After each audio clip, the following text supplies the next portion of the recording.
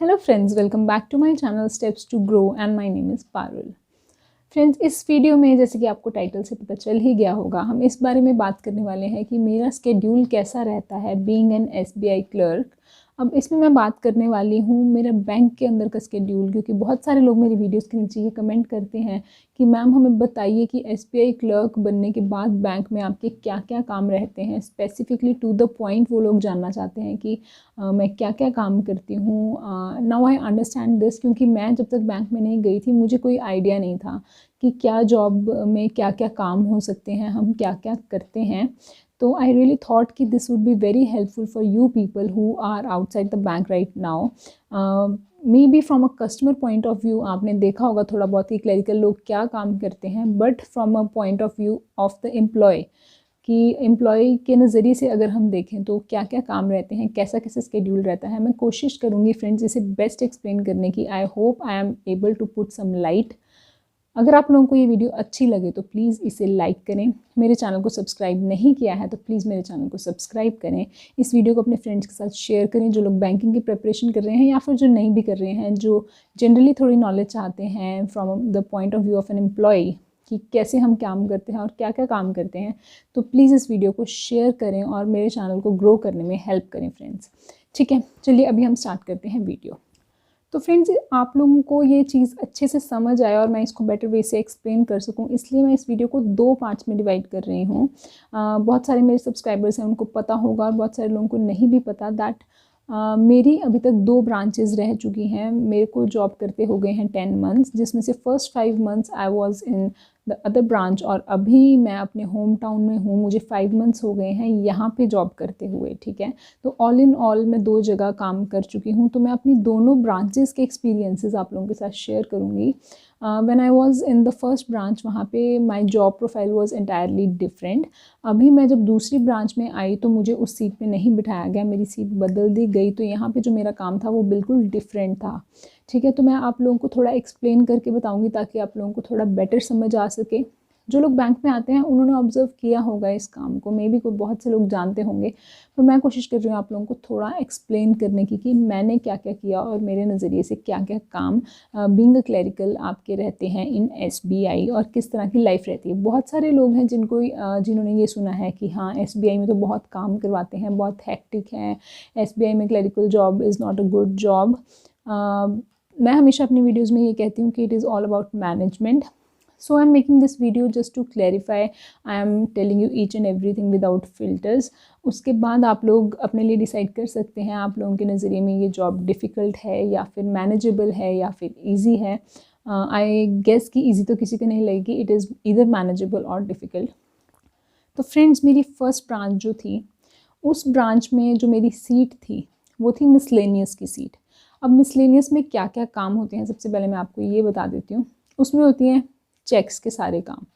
ठीक है, क्लियरिंग लगाना। अब क्लियरिंग कौन से चेक्स की लगती है ये आप लोगों ने जो लोग बैंकिंग की तैयारी कर रहे हैं ऑब्वियसली थोड़ा बहुत इस बारे में आपको मालूम होगा। देखो, जब हम पैसे ट्रांसफ़र करते हैं तो इधर we transfer money from SBI to SBI और from SBI to other bank. हम एसबीआई में बैठे हैं तो एसबीआई से ही ट्रांसफ़र करेंगे, या तो एसबीआई में करेंगे या तो किसी और बैंक में करेंगे। In case we are transferring from SBI to SBI तो that is a simple bank transfer, we call it bank transfer, क्योंकि बैंक के अंदर ही ट्रांसफ़र हो रही है। ठीक है, when we transfer from bank SBI to another bank, किसी और बैंक में हम कर रहे हैं, तो उसमें होता है आरटीजीएस एंड नेफ्ट। आरटीजीएस और नेफ्ट बहुत सारे लोग जो तैयारी कर रहे हैं डेफिनेटली उनको पता होगा। आरटीजीएस और नेफ्ट करते हैं हम जब from SBI to other bank transfer करते हैं। Now in some cases what the thing is कि अदर बैंक का पैसा हमारे बैंक में आना होता है। लाइक कोई एक्सिस बैंक का कस्टमर है, उसको पैसे पे करने हैं किसी एसबीआई के कस्टमर को, तो वो क्या करेगा, चेक काट के एक्सिस बैंक का उस एसबीआई के कस्टमर को दे देगा कि तुम इसे अपने अकाउंट में क्रेडिट करा लो। अब वो कैसे करेगा, वो उसको कैसे करेगा, वो किसी और बैंक का चेक है, वो उसे एसबीआई में अगर लेकर आता है तो वो क्लियरिंग में जाएगा। अगर वो उसी बैंक में एक्सिस बैंक में जाता है तो वो आरटीजीएस करके या नेफ्ट करके उसे एसबीआई में ट्रांसफ़र कर देंगे। इट इज़ कॉम्प्लिकेटेड, जिनको समझ आ रहा है वेल एंड गुड, नहीं आ रहा है तो डोंट टेक स्ट्रेस। बैंक में आते ही आप ये सब चीज़ें बहुत ईजीली समझ लोगे, इट इज़ नॉट डिफ़िकल्ट। ठीक है, तो द पॉइंट इज़ कि क्लियरिंग में कौन से चेक्स जाते हैं, जब SBI में किसी और बैंक का चेक आता है तो हम उसको क्लियरिंग में डालते हैं, ठीक है। और जो प्रोसेस होती है उसको बोलते हैं CTS, चेक ट्रंकेशन सिस्टम, ठीक है। तो चेक ट्रंकेशन सिस्टम के थ्रू क्लियरिंग में हम चेक्स लगाते हैं, जो कि फिर दूसरा बैंक उसे वेरीफाई करता है कि हाँ ये हमारे बैंक का चेक है, सारी डिटेल्स वेरीफाई करता है, तो हम वो पैसा फिर वो बैंक वो पैसा भेज देता है हमारे SBI के अकाउंट में, ठीक है। तो that is the scene with clearing. तो क्लियरिंग डेली लगती है, ठीक है। हमारी उस ब्रांच में बहुत सारे चेक आते थे, क्योंकि हमारी ब्रांच स्केल 4 बहुत बड़ी ब्रांच थी और पूरे एरिया में वो अकेली SBI की ब्रांच थी, तो वहाँ पे डेली बहुत सारे चेक आते थे। 20 to 25 cheque was normal there for clearing only, ठीक है। तो पहली चीज़ होती थी क्लियरिंग। अभी मैं आप लोगों को सिर्फ बता रही हूँ कि मेरा काम क्या क्या था, मैं किस तरीके से करती थी, ये मैं इसके बाद बताऊँगी, ठीक है। अभी बात हो गई RTGS, NEFT, bank transfers, clearing. फिर मेरा वहाँ पे काम ये भी रहता था कि पासबुक का जो फर्स्ट पेज प्रिंट करना होता है। अब पासबुक प्रिंटिंग, पासबुक सबने देखी होगी, मोस्ट ऑफ द पीपल ने देखी होगी। पासबुक में क्या होता है, एक होता है एंट्री डालना, जो हम उसके अंदर एंट्रीज डालते हैं, कितने डेबिट्स हुए, कितने क्रेडिट्स हुए। दूसरी चीज़ होती है फर्स्ट पेज प्रिंट करना, जिसमें उसका name, details and everything print होती है। अब जो एंट्री डालने का काम होता है वो करते हैं मैसेंजर्स, ठीक है। लेकिन या फिर उसके लिए मशीन होती हैं, कस्टमर खुद भी कर सकते हैं, लेकिन जो फर्स्ट प्रिंट होता है, वो जो फर्स्ट पेज डिटेल्स वाला प्रिंट होता है, that is considered an important task, और वो क्लरिकल स्टाफ ही करता है। तो वो जो काम था वो भी मैं करती थी, ठीक है, पासबुक का फर्स्ट पेज प्रिंट करना। देन मिसलेनियस में बहुत सारी छोटी छोटी चीज़ें आ जाती हैं। ATM कार्ड अप्लाई करना है, चेक बुक अप्लाई करना है, KYC is a very important thing. KYC क्या होता है, किसी के अकाउंट में आधार कार्ड, पैन कार्ड जो हम लिंक करते हैं, उसका एड्रेस डालते हैं, everything related to the customer, basic know your customer things, तो उसको बोलते हैं KYC। तो KYC करना, डेली बहुत सारे KYC आते हैं जो हमें करने होते हैं, ठीक है। देन KYC हो गया, ATM कार्ड हो गया, चेक बुक हो गया। छोटी छोटी अमेंडमेंट्स होती है, किसी के नाम, किसी की शादी हो गई, उसका पहले सरनेम कुछ और था, अब उसने आधार कार्ड में अपना सरनेम चेंज करवा लिया है, अब ऑब्वियसली वो अकाउंट में भी चेंज करना पड़ेगा। ऐसी ऑल्ट्रेशंस बहुत सारी आती हैं। किसी का एड्रेस बदल गया है, उसको एड्रेस अकाउंट में ठीक कराना है, किसी के अकाउंट में कुछ दिक्कत है, कुछ प्रॉब्लम है, वो बहुत सारी छोटी छोटी चीज़ें इसके अंडर आ जाती हैं, ठीक है। तो अब मैं आप लोगों को बताती हूँ कि ये मैं किस फ्लो में ये चीज़ें करती थी, क्या मेरा तरीका रहता था, ठीक है, मेरा स्केड्यूल कैसा रहता था बेसिकली। तो सबसे पहले फ्रेंड्स, जाते ही मैं क्लियरिंग लगाती थी, क्योंकि जब हम पहुंचते हैं बैंक में 9:45 का हमारा टाइम है, कस्टमर 10 बजे आता है। वो जो 15 मिनट का टाइम है, मेरी कोशिश रहती थी उस टाइम में मैं जल्दी से क्लियरिंग लगा लूँ, ताकि जैसे ही कस्टमर्स आने लगे, I should be free to attend the customers. उस टाइम पे मैं क्लियरिंग नहीं लगा सकती। अब क्लियरिंग लगाने के लिए सॉफ्टवेयर अलग होता है, that is CTS, cheque truncation system. जिस टाइम पे हम क्लियरिंग लगाने हैं, हम बीच में कोई और काम नहीं करते हैं, जैसे हो ही नहीं सकता है कोई और काम, ठीक है। तो जब हम क्लियरिंग पूरी लगा लेते हैं सॉफ्टवेयर बंद करके, उसके बाद ही हम जो है अपने डेली काम शुरू कर सकते हैं, and that is our routine work, जो भी कस्टमर डीलिंग के काम होंगे। तो सबसे पहले मैं लगाती थी क्लियरिंग, ठीक है। क्लियरिंग लगाने में मुझे तो टाइम लगता था, मैंने बहुत लोगों को सुना है वो बहुत जल्दी 10 मिनट 15 मिनट में क्लियरिंग लगा लेते हैं। May be they are getting lesser cheques. मुझे बहुत सारे चेक्स होते थे करने के लिए, और मैं न्यू थी तो मुझे बहुत अच्छे से काम भी नहीं आता था। Maybe I was slow, I was making some errors also. I would take at least 1 hour to make clearing every day, ठीक है। तो मैं 9:45 बजे बैठ जाती थी, और मैं ऑलमोस्ट 10:30 और 11:15 के बीच में, 10:30 to 10:45 के बीच में मैं क्लियरिंग लगा लेती थी। और उसके बाद मेरी सीट्स अलग थी, जहाँ से क्लियरिंग लगती थी वो अलग सिस्टम था, वो PC अलग था, और जहाँ पे मेरी परमानेंट सीट थी, जहाँ पे मुझे कस्टमर डीलिंग करनी होती थी, वो सीट अलग थी। तो पहले मैं क्लियरिंग लगाती थी। जब मैं क्लियरिंग से फ्री होती तो मेरी काउंटर पे ऑलरेडी बहुत सारा रश इकट्ठा हुआ होता था, तो मैं जल्दी से अपनी सीट पर जाती थी। अब क्लियरिंग करने में फ्रेंड्स क्या होता है, हम पहले क्लियरिंग लगाते हैं पूरी। क्लियरिंग लगाने के बाद कुछ रिपोर्ट्स जनरेट करते हैं, फिर उन रिपोर्ट्स को पुराने दिन की क्लियरिंग से मिलाते हैं कि जो हमने चेक लगाए थे उसमें से कितने रिटर्न आए, जो रिटर्न आए वो क्यों आए, और उनमें से कुछ ऐसे भी होते थे जिन्हें दोबारा क्लियरिंग में लगाना होता था, उनका एरर कुछ ऐसा था जिसे हम करेक्ट करके दोबारा क्लियरिंग में लगा देते थे, वो भी करना पड़ता था। जो चेक्स वापस आ गए हैं जिसमें हमारी कोई गलती नहीं है, साइन मैच नहीं हो रहे या अकाउंट नंबर में कुछ गड़बड़ है, वो चेक्स वापस आ गए हैं, तो उनके साथ हमें एक मेमो लगाना होता है, और फिर वो कस्टमर को रिटर्न करने होते हैं। If customer come by himself that is fine, if they don't you have to call them and return the cheque to them, ठीक है। तो ये सब काम भी मेरा ही था when I was a newcomer, ठीक है। ये सब करने के बाद फ्रेंड्स मैं अपनी सीट पर जाती थी और मैं बहुत सारा रश खड़ा हुआ पाती थी वहाँ पे। उसमें मैं क्या करती थी, मैंने एक सीक्वेंस अपना बनाया था। मैं सबसे पहले बोलती थी किन को पासबुक का फर्स्ट पेज प्रिंट कराना है वो मुझे दे दो। मैं सबकी पासबुक्स इकट्ठी कर लेती थी और उनको बोलती थी आप जाकर बैठ जाओ। सारी पासबुक्स में उनकी जल्दी से फर्स्ट पेज प्रिंट करना is not a big deal. एक स्क्रीन है, उस स्क्रीन पे हम जाते हैं, अकाउंट नंबर डालते हैं, क्लिक करते हैं, फर्स्ट पेज प्रिंट हो जाता है। ठीक है, पासबुक को मशीन में लगा देना है। That is a very quick thing और उसमें मेरी बहुत स्पीड थी। तो मैं क्या करती थी, सारी पासबुक्स लेके 5-7 पासबुक्स मैक्सिमम उस टाइम पे होती होंगी, उन सबको फर्स्ट पेज प्रिंट करके एक साथ कस्टमर को पकड़ा दिया कि अपनी अपनी पासबुक ले लो। और उसके बाद मैं बोलती थी किन किन को बैंक ट्रांसफ़र करानी है। Now if you remember, bank transfer is transfer with in SBI की किसी एक ब्रांच से दूसरी ब्रांच में जो हम ट्रांसफ़र करते हैं। तो मैं बोलती थी सारे बैंक ट्रांसफ़र वाले चेक्स मुझे दे दो। मैं वो सारे चेक्स इकट्ठे करती थी। That is now a little easier job. उसमें क्या होता है कि दोनों हमारे जो अकाउंट्स रहते हैं वो SBI के रहते हैं, उसमें एरर के चांसेस गलत होते हैं। जब हम बैंक ट्रांसफ़र करते हैं हमें कम डिटेल्स डालनी पड़ती हैं, बहुत सारी डिटेल्स नहीं डालनी होती हैं।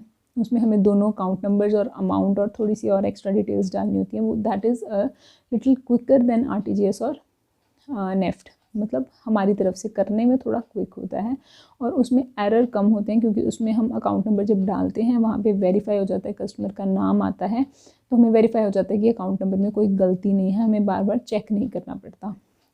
आई hope I am making some sense.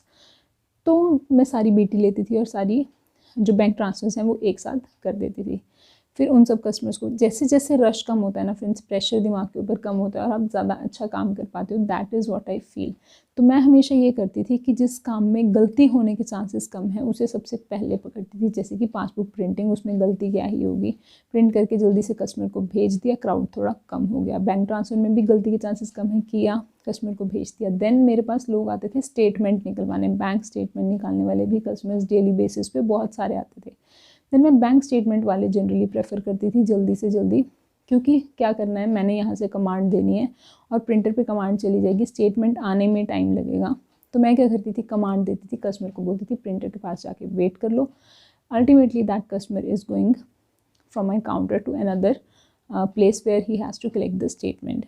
हमारी ब्रांच में ऐसा था कि जो प्रिंटर था वो पूरी रो का एक ही कॉमन था, तो उसी प्रिंटर पे जाती थी कमांड और उसको वहाँ जाके कस्टमर को उठानी पड़ती थी। ऐसा नहीं था कि मेरे काउंटर पे मुझे एक सेपरेट प्रिंटर दिया गया हो। तो कस्टमर वहाँ जाता था और वहाँ से स्टेटमेंट ले लेता था और कमांड दिया, उसके बाद हम इधर से उसको बंद कर सकते हैं, उधर स्टेटमेंट आती रहेगी, कस्टमर ले लेगा। That is done from my side at least. Okay, तो ऐसे करके मैं काउंटर खाली करने की कोशिश करती थी। देन जो काम मैं लास्ट में करती थी that was always RTGS and NEFT. RTGS and NEFT थोड़ा सीरियस प्रोसीजर है, उसको करते वक्त बहुत ध्यान रखना पड़ता है, हमें अकाउंट नंबर बिल्कुल एक्यूरेट लिखना होता है, अदरवाइज़ उनकी RTGS या नेफ्ट जो है वो किसी और अकाउंट में जा सकती है। उसमें जब हम अकाउंट नंबर डालते हैं दूसरी बैंक का, तो ऑब्वियसली हमें वहाँ पर नाम शो नहीं होता कि किसके नाम से अकाउंट है, because that account is in some other bank, we don't have any access. SBI का हो तो पता चलेगा, किसी और का हो तो पता नहीं चलेगा। तो उसमें बहुत ही ध्यान से काम करना होता था, उसमें कमीशन लगती है, हमें चेक करना है कस्टमर ने सही कमीशन कैलकुलेट की है कि नहीं की है। तो that is a little more, that is a thing that needs a little more attention. Okay, तो उसको मैं लास्ट में करती थी, बाकी काम फ्री होने के बाद। That used to be my process. अब ऐसे में फ्रेंड्स डिपेंड करता है कि रश कितना है। हमारी उस ब्रांच में बहुत सारा रश रहता था, हर टाइम रश रहता था। वॉशरूम ब्रेक लेने के लिए भी आपको कस्टमर्स के बीच में से ही जाना पड़ता था और बहुत सारे कस्टमर्स आपको लुक्स देते थे कि ये देखो हम वेट कर रहे हैं और ये उठ के जा रही है। But that is you know how it is, आपको ऐसा ही करना पड़ता है। पानी पीने के लिए भी अगर आप ब्रेक लेते हो तो people are staring at you कि हम यहाँ वेट कर रहे हैं और मैडम पानी पी रहे हैं। But you have to maintain your health as well as your job, तो ये तो चलता ही रहता है। ठीक है, अब इसको फ्रेंड्स, अब आप लोग किस तरीके से लेते हो या आपके ऊपर है कि अगर तो आप लोग इस चीज़ के लिए बुरा फील करते हो कि हमें पानी पीते वक्त भी लोग ऐसे देखते हैं, then that is obviously a difficult job for you. अगर आप लोग इस चीज़ को एक्सेप्ट करते हो, there are different kind of people in the world, लोग अलग अलग तरीके से बिहेवियर करते हैं और it is how it is. तो आप लोग इस चीज़ को ज़्यादा तूल नहीं देंगे तो आपको ये चीज़ मैटर भी नहीं करेगी। That's how it is with me at least. तो फ्रेंड्स, ये तो रही बात कि मेरा क्या क्या काम रहता था और मैं उसको किस तरीके से करती थी। अब द थिंग इज़ कि मेरे साथ ब्रांच में क्या होता था, हमारी लंच ब्रेक रहती है 2 से 3। अब इस बीच क्या होता था कि 2 बज जाते थे और मेरे पास बहुत सारा काम अभी भी होता था, बहुत सारे लोग मेरे काउंटर पे खड़े ही रहते थे, वो रश तो कभी ख़त्म होता ही नहीं था। तो what I would do is, मैं क्या करती थी कि जब बहुत ज़्यादा क्राउड हो जाता था, बहुत सारे कस्टमर जैसे होते हैं जो आरटीजीएस, नेफ्ट या बैंक ट्रांसफर्स अपनी काउंटर पे छोड़ के चले जाते हैं कि मैम आपके पास जब टाइम होगा कर देना, हमारे पास वेट करने का टाइम नहीं है। तो बहुत सारी ऐसे मेरे ड्रॉर में इकट्ठी हो जाती थी 2 बजे तक। तो जिस टाइम मेरा क्राउड ख़त्म होता था, सारे कस्टमर्स चले जाते थे, तो मैं चेक करती थी सबसे पहले कि मेरे ड्रॉर में कितने मॉनेटरी ट्रांजैक्शंस वाली चीज़ें पड़ी हैं। तो मैं वो चीज़ें निकाल के मैं ख़त्म करती थी, फिर ही मैं खाना खाने जाती थी, बिकॉज़ ऑब्वियसली वो मनी का इशू है, लोग दोबारा पूछने आ जाते थे कि सुबह चेक दे के गए थे, अभी तक नहीं हुआ। तो इट इज़ बेटर कि आप वो चेक्स के सारे काम ख़त्म करिए फिर ही खाना खाइए। तो ऐसा करते हुए डेली मुझे 2:30 बज जाते थे। देन 2:30 टू 3 के बीच में हम खाना खाते थे, रेस्ट करते थे। 3 ओ क्लॉक जब हम अपनी सीट पे वापस आते थे, already there was a great rush waiting for us. वहाँ पे जाने के बाद फिर से क्या रहता था कि 3 से 4 की ही कस्टमर डीलिंग है, उसमें टोटली क्राउड रहता था। 3 से 4 लगातार हम काम करते थे, गर्दन उठाने का टाइम नहीं होता था। 4 बजे जो है वो बैंक के कस्टमर डीलिंग का टाइम ख़त्म हो जाता है, पर फिर भी हमें डेली 4:20 4:30 हो जाते थे कस्टमर्स को भेजते भेजते। जो कस्टमर्स ऑब्वियसली अंदर आए होते हैं उनका काम करके ही उनको भेजेंगे, तो 4:30 इतने में ही हो जाते थे। 4:30 वॉज द टाइम जब हम अपनी पेंडेंसी निकालते थे। जो चीज़ें मैंने पूरे दिन में ड्रॉर में रखी थी वो निकाल के उनको करने का ये टाइम होता था। बहुत सारे फॉर्म होते थे एटीएम के, चेकबुक के, जो कस्टमर्स को हमने बोला कि आप दे के चले जाइए, ये शाम तक हो जाएगा। तो वो सारे काम मैं निकालती थी 4:30 बजे बाहर, और उनको ख़त्म करते करते बच जाते थे 5। At 5 o'clock I use to leave from the bank. I used to take the bus and come back home. Now this was the process, this was the schedule that I used to follow there. Now there is entirely different schedule that I am following right now in my new branch.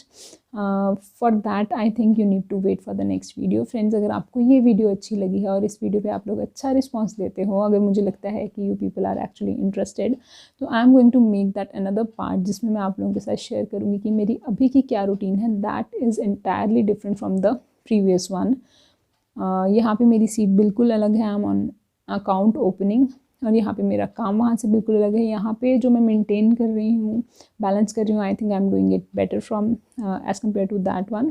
तो अगर आप लोगों को ये video अच्छी लगी है तो प्लीज़ इसे लाइक करिए और मुझे कमेंट्स में बताइए कि आप लोग इसका पार्ट 2 देखना चाहते हो, जिसमें मैं आपको अभी की रूटीन बताऊँगी। Friends, one thing I wanted to ask from you people is that how many of you are preparing for SBI PO examination. मुझे कमेंट करके बताइए। मेरा SBI PO प्री का एग्ज़ाम आने वाला है, आप लोगों की तैयारी कैसी चल रही है मेरे साथ शेयर करिए। कोई दिक्कत फेस कर रहे हैं तो मुझे बताइए, I will answer your comments. और फ्रेंड्स, मैं आप लोगों के लिए नीचे लिंक में छोड़ रही हूँ ऑलिव बोर्ड का SBI PO का फ्री मॉक टेस्ट। वहाँ पे जाइए, उसे अटेम्प्ट करिए। If you are appearing for the prelims exam तो definitely do that paper, that is going to be really very helpful. ठीक है, तो लिंक है नीचे डिस्क्रिप्शन में और मेरे पिंड कमेंट में, उधर जाना ना भूलिए। Thanks for watching my video guys, and I will definitely see you in my next one. Bye bye.